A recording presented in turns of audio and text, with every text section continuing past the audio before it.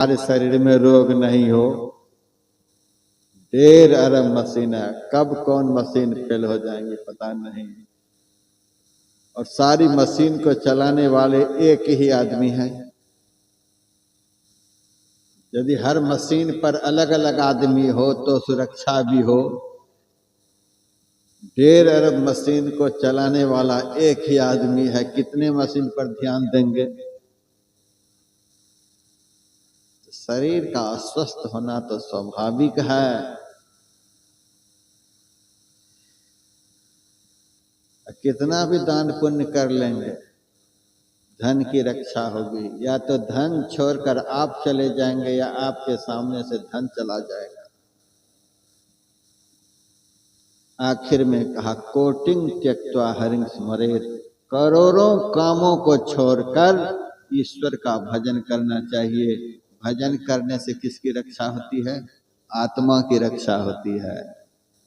इसीलिए कहा करोड़ों कामों को छोड़कर, 100 काम को छोड़कर भोजन, 1000 काम को छोड़कर स्नान, 1,00,000 काम को छोड़कर दान, लेकिन आत्मा की रक्षा को शास्त्र ने सर्वोपरि बतलाया। इसकी रक्षा बहुत जरूरी है। शरीर मर जाए मरने दो, इसको तो मरना ही है। शरीर अस्वस्थ हो जाए होने दो, धन नाश हो जाए होने दो, लेकिन अपनी आत्मा को दुर्गति में जाने से बचा लो। यह सबसे बड़ी सुरक्षा है। आत्मा की सुरक्षा सर्वोपरि सुरक्षा है। आप लोग तो बड़े तृप्त सत्संगी हैं, आप लोगों को हम कितना क्या कहें। अब ज्यादा कहना नहीं है आप लोगों को।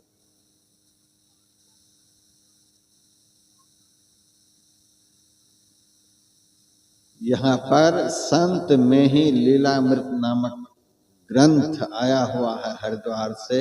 जिस ग्रंथ में आदि अंत गुरु महाराज का जीवन चरित्र रामायण की शैली में ग्रंथ है। यदि किसी का मन करे तो लेकर के पढ़ सकते हैं। कल तो मैंने 100 रुपए की छूट भी जारी कर दी है। अपनी जेब से देंगे आज हर ग्रंथ पर 100 रुपए। अपनी जेब से हर ग्रंथ पर 100 रुपए की छूट।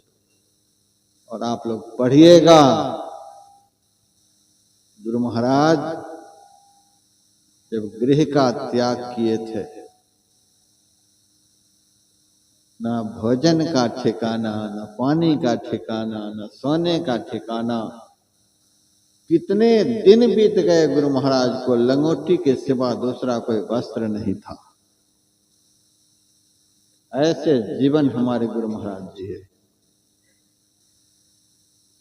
एक बार दिन के दोपहर में इतनी गर्मी पड़ रही थी, गुरु महाराज का मन हुआ स्नान करने का, लेकिन चिंता हुई स्नान तो करेंगे लेकिन लंगोटी तो बदलने के लिए है नहीं। बदलने के लिए लंगोटी तक नहीं।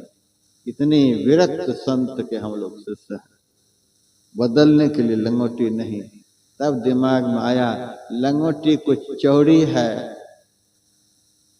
इसका 2 टुकड़ा हो सकता है, 2 भाग हो सकता है।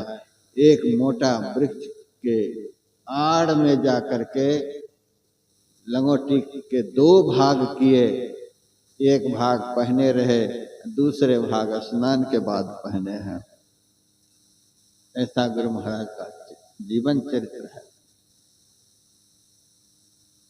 रास्ते में बीमार हो गए, शरीर चलने के लायक नहीं रह गया, तो जमीन पर बिछाने के लिए कुछ भी गुरु महाराज के पास नहीं था। खाली जमीन पर लेट गए। धरकंधा आश्रम में गए, दरियापंथी साधु के आश्रम में। वहां एक साधु ने देखा, कहा ये तो बुद्धिहीन आदमी का काम है जी। तुम्हारे पास लंगोटी के अलावा कोई न कपड़ा है, न पानी पीने के लिए मिट्टी का भी पात्र है।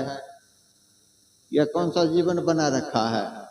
उस वृद्ध साधु को दया आई, एक मिट्टी का पात्र दिया, 4 हाथ का अंगोछा दिया, कम से कम शरीर को तो ढक लो।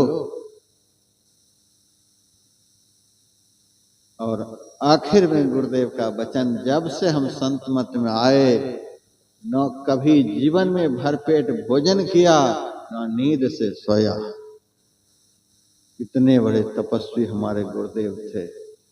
शरीर कमजोर होते होते, दुर्बल होते होते 20 किलो से भी कम का हो गया था। जीवन के अंतिम क्षण में गुरु महाराज का शरीर 20 किलो से भी कम का हो गया था।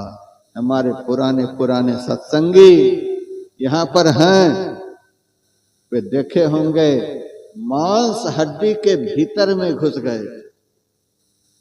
जब दर्शन के लिए जाते थे, शरीर में केवल हड्डी का दर्शन होता था, पेट पीठ की रीढ़ में सट चुका था, आंख तो कबूतर की आंख की तरह बहुत अंदर में धसी हुई थी, छोटी छोटी आंख दिखलाई पड़ती, नड़ कंकाल हो गया था शरीर।